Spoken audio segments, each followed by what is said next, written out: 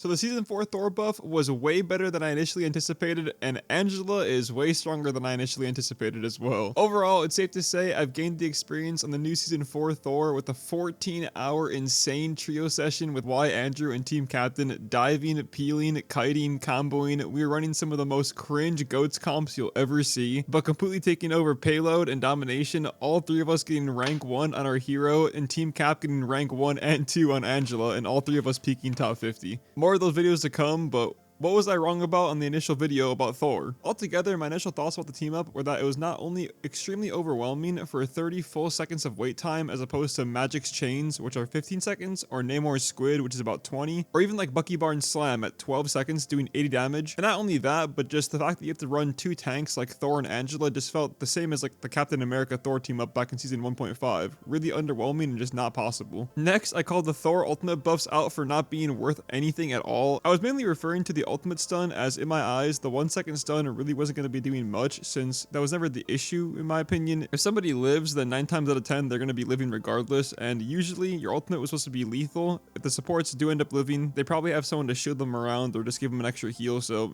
I thought of it as just kind of dumb. I didn't really think the 1 second was going to do that much at all. But on both of these topics, I'm willing to admit that I was extremely wrong. Overall, the Angela plus Thor together, it's not the greatest, but by far it's no Captain America and Thor or Hulk and Thor, meaning Angela has way more agency than the other two tanks, and that just makes Thor's time as a main tank way easier. Normally, those two tanks were just used as off-tank batteries to either help follow up with CC or just be a sponge or flat-out utility. Both the Thor and Angela tank lineup, Angela's constantly looking for the alley-oops into Thor, which you can follow up damage the entire time while she's scooping the enemy in, and then cancel your awakening and slam the enemy back into your team again and just harass him off cooldown. I can't count how many times the tanks were just unable to play the game in the front line, regardless of what game mode it was. It was payload, it was domination, it didn't matter. The backline was either being jumped 24/7 or the tanks weren't able to move. My theory on why Thor has been so good all this time, like Wolverine, is mainly because of his displacement in the kit, allowing him to take advantage of the high elo players who may not understand the length of Thor and how he can bully them too. And now with Angela, it's essentially that same displacement, except just non-stop, not allowing anyone to play the game or play on the point, literally ever. And you can say, oh, what happens if the enemies just clump together? And so far, nothing. If the enemies clump together, that means that every single person will be scooped up with Angela or just the tanks, and then you can just lightning roam them and knock them backwards, and no one is safe. Regardless of the displacement as well, then, the Angela Brawl Slam granting bonus HP, as well as Thor's lightning roam slowing and dealing damage, just causing an extremely chaotic team fight. The supports aren't able to do anything, and honestly, I don't even blame them. With the amount of damage and displacement the entire time, just having to use all of your abilities and CC to either escape the dive and then heal your tanks and then turn back around to escape more dive, it's just there's constant pressure over and over and over again, and you don't have enough CC in your kit or any healing to just survive all that madness. Especially when you're running Angela plus Thor and Venom, it's relentless pressure 24/7, just dive bombing. Every single person has their ultimates up, just burning their ultimates ASAP, just it's constant pressure. Now with the Thor ultimate, the stun has been a blessing in disguise, as well as a speed bonus coming in handy. Almost every single kill I'm against a Luna Snow or an Invis. The stun overall has allowed me to make tanks way more of a threat, just immediately awakening them after the slam to deal about 430 damage from the 3 awakening shots after the 220 damage I just slammed down. Not only that, but the follow-up has been unreal, from the Hela and the Phoenixes and the Venoms just landing headshots on enemies, which if after my slam that didn't kill, then the headshots for sure did. I've never complained about Thor buffs, and I've only ever been against the Thor changes, but with these buffs, it's completely safe to say that I underestimated them, and I'll strongly advise more and more players to pick Thor up now.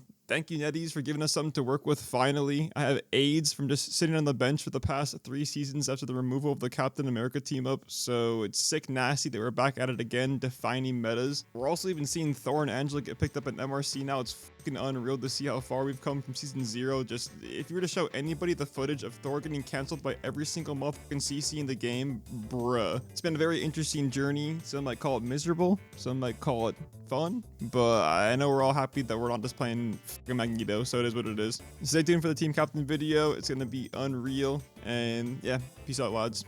See you in the stream tomorrow. Bye-bye.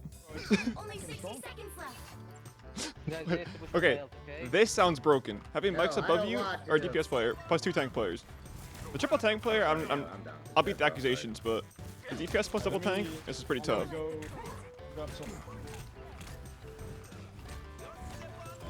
Not canteen. Okay, I'm in. Oh, the pull! Let's pull! Wait, punch her! Punny in! Punny in. Oh. I'm dead as fuck, kid. Where the fuck is Mag? Not bad. He's in there. He's in there. He's ulting. Got them, got them.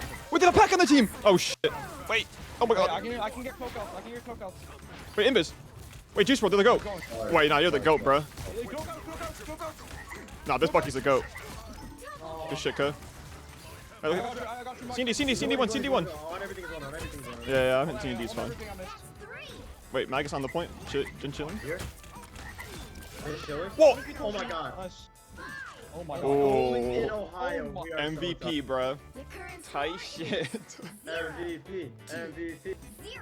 Time to switch So, things up, including Only which in side. Ohio. 7% accuracy, by the way. Just saying. I'm locked in. I have 14%. Bro, Thor's Oh, broken. yeah. Time to nerf Thor. Oh, you. Dang. Hey, Badgie. And I think Thor might actually be broken. This team up is broken. I'll say that. I have to make a whole new video about it. No cap. I gotta make a whole new video about it. Oh. I underestimated the Thor team up. Oh, they surrendered over top. Oh my We're god. 30 seconds. No. Wait, that's Bad a fucking GD player, game. Mike's above you, bro. first game, insta FF. What a video, bro. What a video, holy.